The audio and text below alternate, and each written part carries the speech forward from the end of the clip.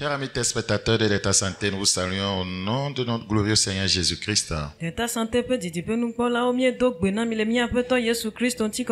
Monsieur Bakoya Yas, des messages des derniers temps. Nous sommes un ministère interdénominationnel dans le but de révéler la sainteté qui dort au sein des assemblées chrétiennes et de préparer le peuple de Dieu dans l'urgence pour son retour imminent. Pour atteindre ces objectifs, nous vous apportons toute la parole de Dieu. Nous saluons les frères et sœurs, les collègues pasteurs, tous ceux qui nous suivent chaque vendredi à 21h30 sur cette antenne. Que le Seigneur vous bénisse tous. Nous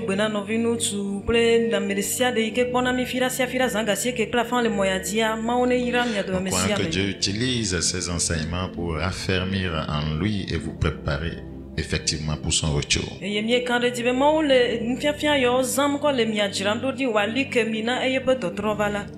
Que le Seigneur continue à vous affermir en lui. Vous pouvez nous suivre, voyez, sur nos plateformes sociales. Voyez, sur YouTube, vous tapez Bakoya Yas pour messager des derniers temps Néo. Allô YouTube dit Mia pour messager des derniers temps Néo. Chaque lundi à 6h du matin, vous pouvez nous suivre sur la radio Zion. Et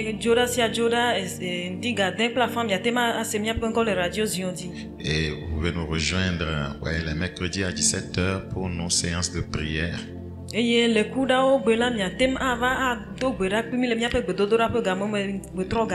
chaque samedi à 7h30 pour l'enseignement et la prière.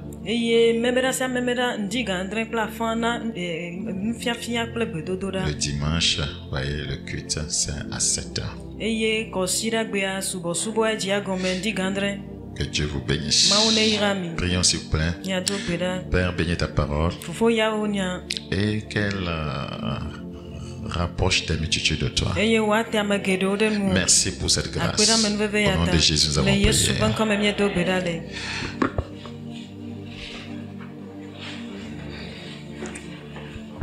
Nous considérons un thème très important ce jour. Remporter la bataille de l'obéissance. Remporter la bataille de l'obéissance. Obéir à Dieu est une véritable bataille. Parce que votre ennemi, notre ennemi, l'ennemi de l'Église, le diable, ne vous permettra pas, voyez, d'obéir à Dieu.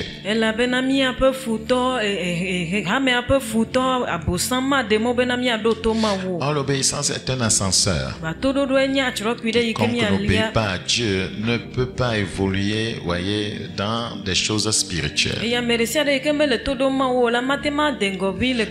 peut pas connaître Dieu. Il ne peut pas connaître les mystères de Dieu. Il ne peut non plus être dirigé par Dieu, orienté par lui. Donc c'est pourquoi le diable nous livre une guerre farouche par rapport, voyez, à la vie d'obéissance. C'est un véritable problème pour tout, voyez, le corps de Christ, même les leaders spirituels.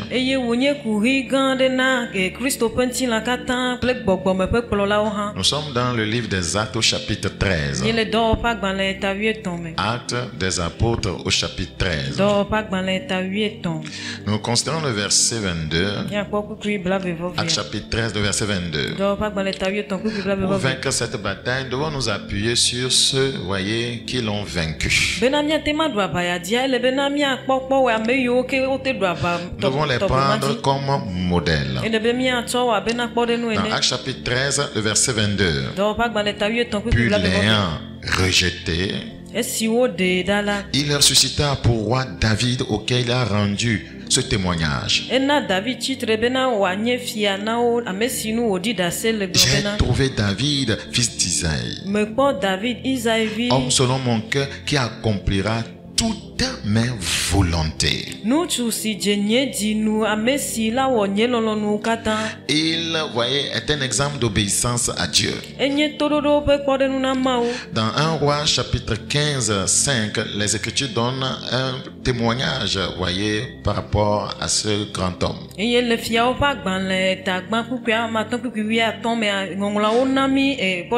vous ai dit que, voyez, l'obéissance à Dieu n'est pas facile parce que le diable va vous opposer une guerre farouche.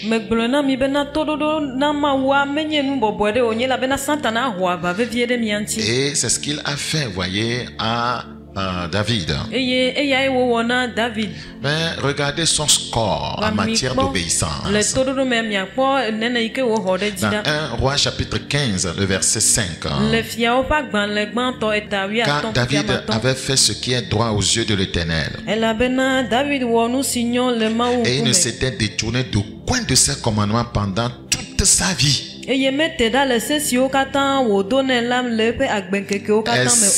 dans l'affaire d'Uri le Héthien, c'est que le diable lui a marqué un but. Ça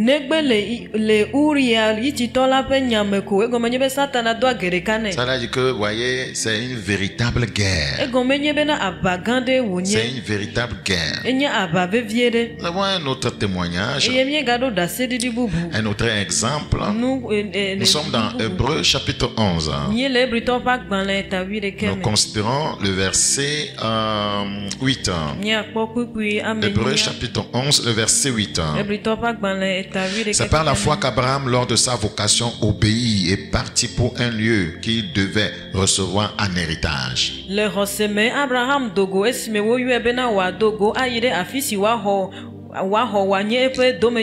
qu'il partit sans savoir où il allait. Ouais, cet homme est étiqueté, ouais, d'un serviteur de Dieu très obéissant.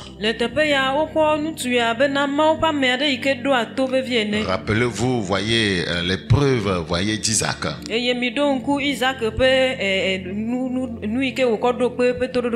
Voilà, donc, voyez, il a marqué sa génération par sa vie d'obéissance. Mais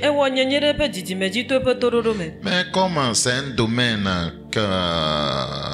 beaucoup combattu,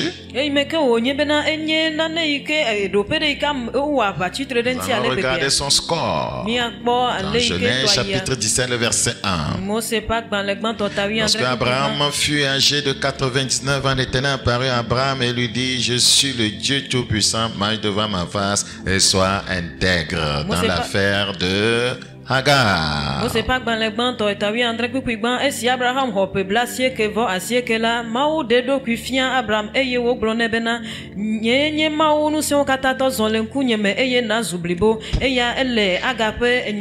Pourquoi ces hommes sont pour nous des modèles en matière d'obéissance? Ces deux exemples que nous venons de donner, c'est parce qu'ils se sont corrigés. Vous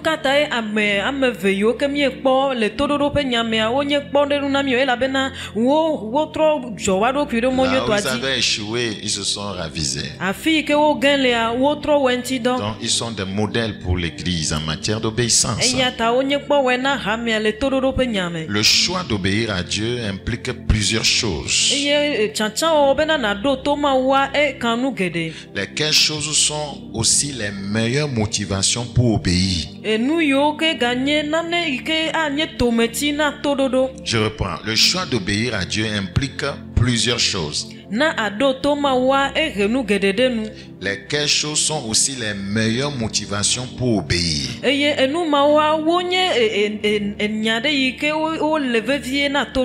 Avant de vous dire ou bien de vous révéler, voyez, ce qui peut nous motiver en tant que croyants à obéir, nous allons lire, voyez, deux passages bibliques.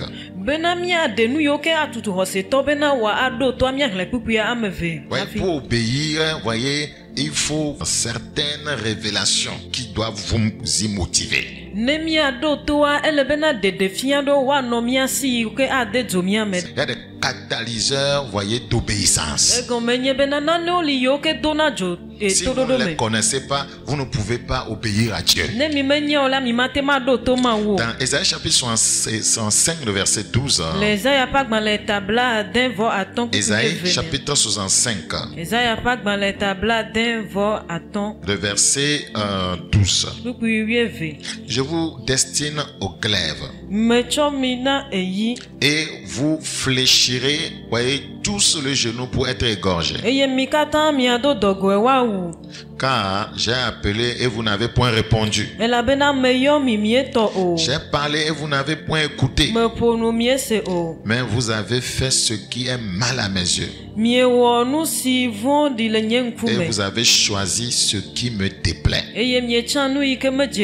Donc l'obéissance est un choix. Vous avez choisi ce qui me déplaît. Oui, ce n'est pas, on ne désobéit pas par hasard. Parce que pour obéir, il faut, voyez, connaître l'ordre qu'on vous a donné. Donc si vous faites le contraire, c'est que c'est un choix. On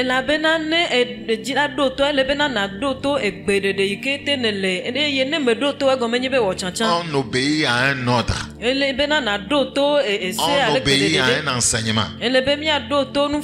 On obéit à un commandement, à une instruction. Donc il y a des obéissances là où, voyez, on décide de ne pas suivre l'ordre.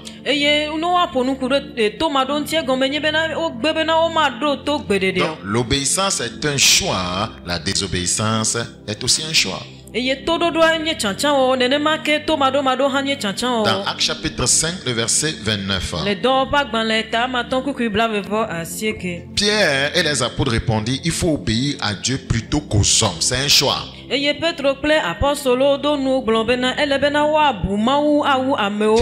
étaient devant un choix.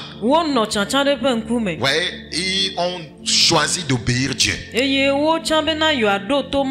L'obéissance ou la désobéissance, voyez, demande un choix. Maintenant, quels sont ces catalyseurs? Quelles sont ces choses qui motivent quelqu'un à obéir? Aujourd'hui, Dieu veut vous éclairer. Dieu veut changer votre histoire. Il faut connaître certaines choses. C'est ça qui peuvent te motiver à obéir facilement. Voilà, les catalyseurs, voyez, de l'obéissance. 1. La première chose qui nous pousse à obéir à Dieu sans lui désobéir, c'est la reconnaissance de sa souveraineté. La reconnaissance de la souveraineté de Dieu. Quand quelqu'un reconnaît que Dieu est souverain, il fait ce qu'il veut, il décide ce qu'il veut, il a, voyez, la vie des hommes entre ses mains, la personne obéira.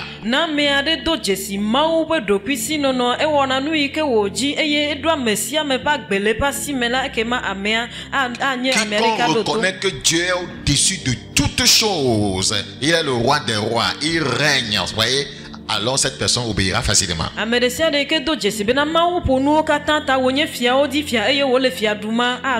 quand on n'arrive pas à avoir cette révélation de la souveraineté de Dieu, voyez, on pense que Dieu, voyez, c'est comme un ami de classe. On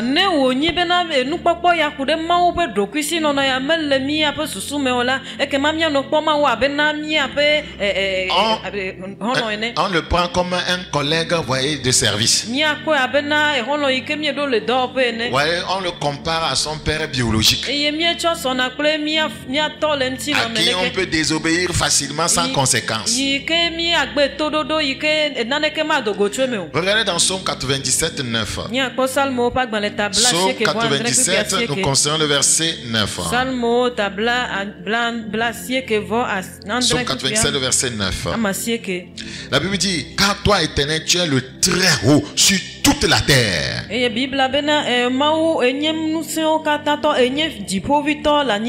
es souverainement élevé au-dessus de tous les dieux. Quiconque a cette révélation obéira à Dieu. eye enye mawu ike gbo mawu katan ta le anigba dia mesia me ike do nu popo ya ado to mawu. Pourquoi? Nu kata. Parce que la personne se dira, si j'ai désobéi à Dieu, il m'a abandonné. Il n'y a aucun autre Dieu qui peut, voyez, me soutenir en face de sa colère. Il n'y a aucun autre Dieu qui peut me délivrer de ses mains.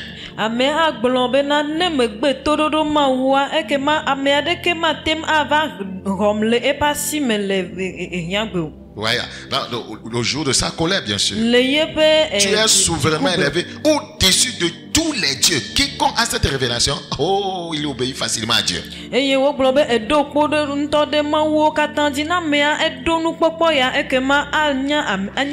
La personne sait que si Dieu l'abandonne, sa bataille ne peut pas le sauver. Dieu l'a sauvé. Si Dieu l'abandonnait, la combattait, Goro Vodou ne pourra pas régler l'affaire là.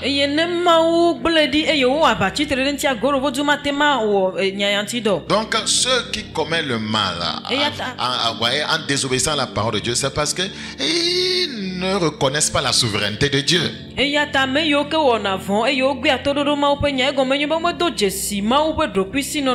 beaucoup de croyants ont des problèmes en matière d'obéissance à Dieu. Voilà, voyez le secret. Reconnaissez sa souveraineté. Ça va changer votre, voyez, manière, voyez, de vivre.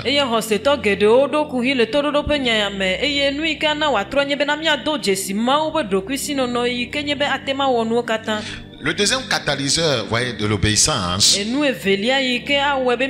la deuxième chose qui pousse, qui bouscule, voyez, un croyant à obéir, c'est le désir de plaire à Dieu. Quiconque a le désir de plaire à Dieu lui obéira.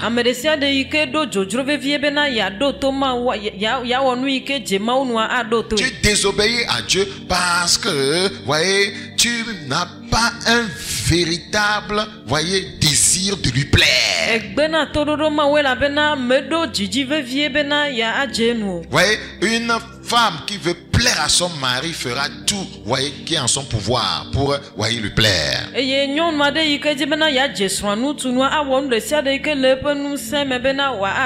Donc nous désobéissons, voyez, parce que nous manquons de ce fervent désir, voyez, de ce désir bouillonnant de plaire à Dieu. Si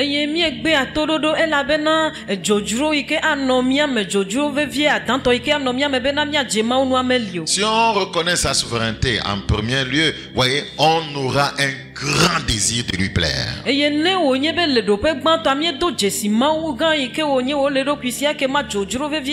on reconnaît, voyez, qu'il est notre créateur, qui est au-dessus de toutes choses, on manifestera un grand désir de lui plaire.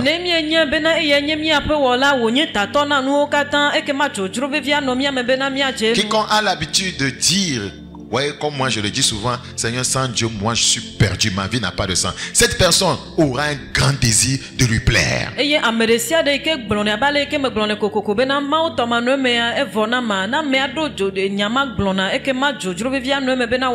Romains chapitre 8, le verset 8. Romains chapitre 8, le verset 8. Or, ceux qui vivent selon la chair ne sauraient plaire à Dieu. Voyez, ils vivent selon la chair. Ils ne sont pas spirituels. Un homme spirituel, voyez, reconnaîtra premièrement la souveraineté de Dieu sur sa vie. C'est très important. La Bible dit dans Galates chapitre 1, le verset 10. Galates 1, le verset 10. Et maintenant, est-ce la faveur des hommes que je désire? Ou celle de Dieu?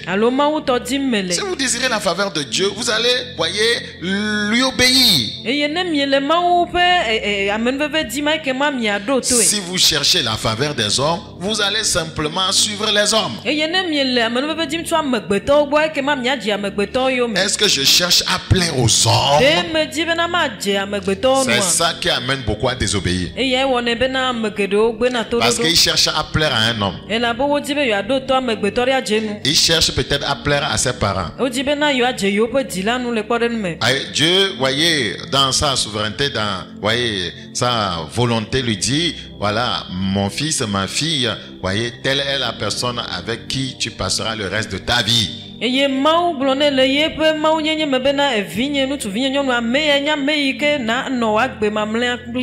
puis elle regarde à côté et dit, ah, j'ai un ami, il s'appelle Serafino, lui il a marié la fille d'un ministre et moi je vais prendre celui-là, voyez, qui est avec une petite moto appelée Dubaï. Je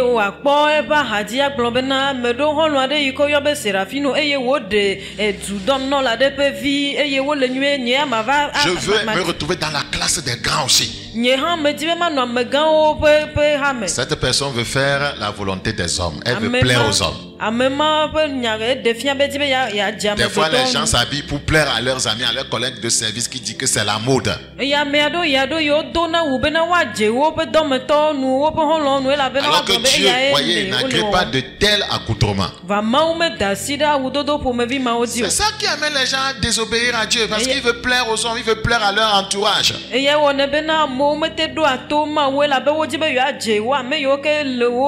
Tu apprends la couture quelque part, voyez, votre chef vous demande d'être un mini-jupe. Tu ne déclines pas ton identité. Voyez, tu vois les autres, tu veux plaire à ton chef et tu désobéis à Dieu.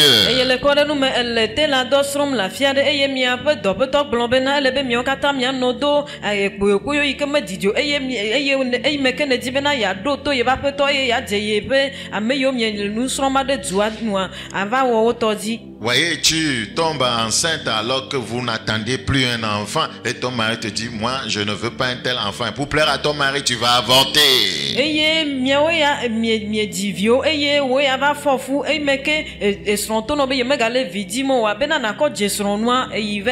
Beaucoup de chrétiens le font en disant que les enfants sont trop rapprochés. Si tu veux éviter les enfants rapprochés, évite les tirs rapprochés. Est-ce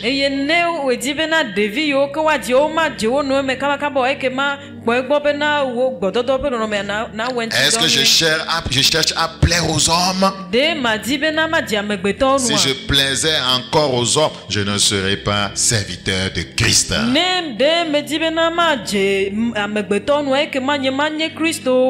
Quiconque cherche à plaire aux hommes, à être bien vu par les hommes, voyez, il ne peut jamais être un serviteur de Dieu. Un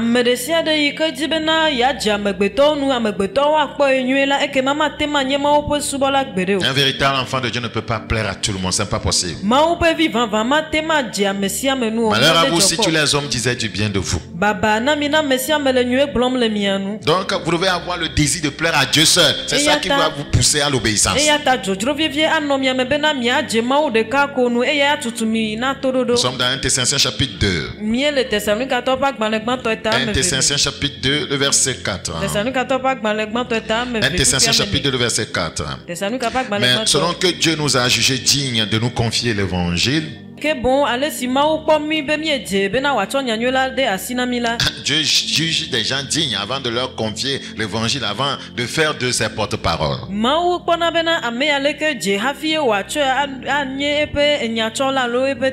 Ainsi, nous parlons non comme pour plaire à des hommes. Donc, quiconque prêche pour plaire à des hommes sera toujours dans la désobéissance. Je ne prêche pas pour plaire aux gens, mais pour plaire à Dieu. Parce qu'après avoir fini de prêcher, celui qui va m'évaluer, c'est Dieu.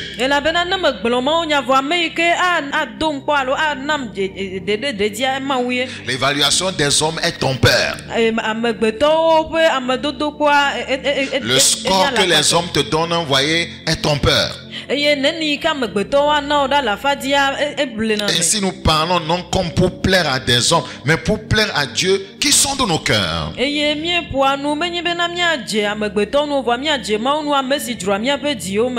1 Timothée, dans Tite plutôt, Tite 2, le verset 9. Tite chapitre 2, le verset 9. Exhorte les serviteurs à être tous soumis à leur maître, à leur plaire en toutes choses.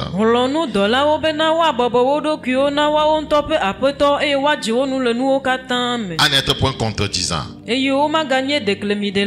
Quiconque, voyez, reconnaît Dieu comme, voyez, son maître suprême ne le contredira jamais, il lui obéira.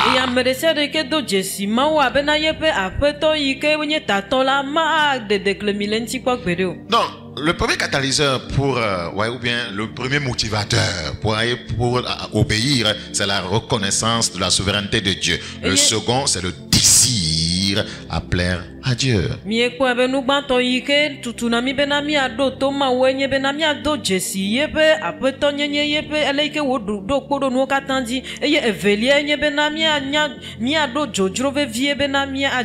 Regardons avant de quitter ce point, Corinthiens chapitre 7, le verset 32. Car je voudrais que vous fussiez sans inquiétude. Celui qui n'est pas marié s'inquiète des choses du Seigneur, des moyens de plaire au Seigneur. Vous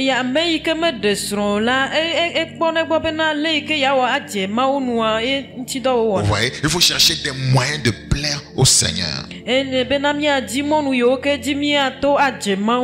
La Bible dit, et celui qui est marié s'inquiète des choses du monde. Voilà ce que le mari va vous amener, que vous ne le voyez pas. Il vous faut une certaine maturité pour être au-dessus de la mêlée.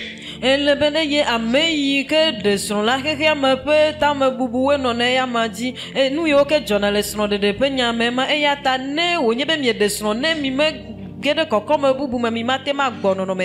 est marié cherchera des moyens à plaire à sa femme. Si vous ne savez pas, vous n'allez plus lutter pour plaire à Dieu. Parce que la femme a un pouvoir incalculable.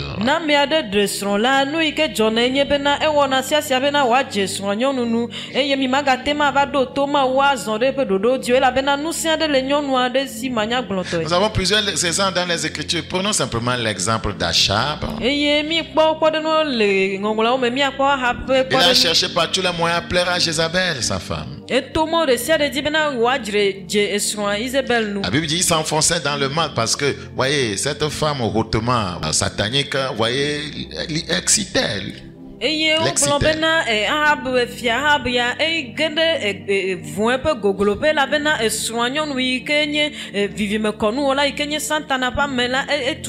Beaucoup pêchent comme Dieu parce qu'ils veulent plaire à leur femme. Beaucoup pêchent contre Dieu parce qu'ils veulent plaire, voyez, à leur mari. C'est pourquoi les gens désobéissent. C'est la vérité.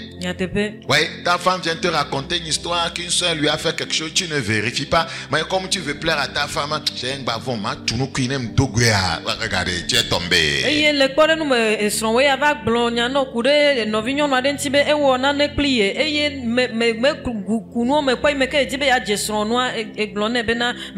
Je vais en découdre avec elle. Donc, voyez, quiconque se marie doit, voyez, maturer spirituellement pour être au-dessus de cela. Malgré que tu fais tout, voyez, pour ne pas avoir de soucis, voyez, dans ta famille, tu dois toujours obéir à Dieu. Eye ameresia de ke desron la elebena wado sisin le gbogbomede yike awebena ma aba wode eswan todi agbetododo ma wo to gbobena edwa dikao le wo pome ameha elebena do to ma. Chercher à plaire à Dieu et alors que voyez Dieu a un besoin, voyez, ministériel. Il vous demande, voyez, d'injecter tel pour le ministère. Ta femme peut te corrompre, hein? Ouais, parce que tu veux la plaire. Non, chérie, j'ai pensé à une entreprise, j'ai pensé à aller à Dubaï, moi j'ai pensé ceci. Voyez, église là, ça peut attendre et tu vas désobéir à Dieu. Une femme avare doit être surveillée de près quand elle entre dans le mariage. J'ai dit quoi? Une femme avare doit être surveillée de près quand elle entre dans le mariage.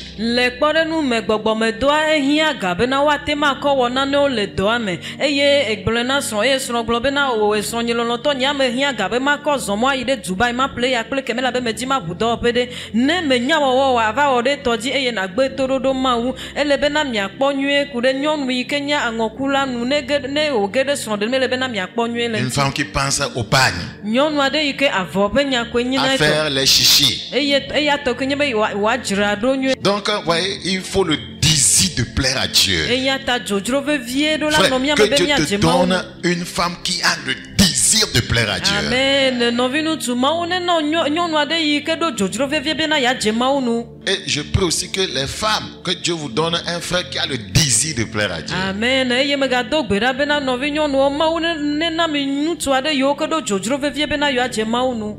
Très important. Vous êtes avertis. C'est les Écritures qui disent cela. Une fois que tu es marié, ce désir lui-même vient plaire à ta femme là. C'est pourquoi je parle de la bataille. Remporter la bataille de l'obéissance.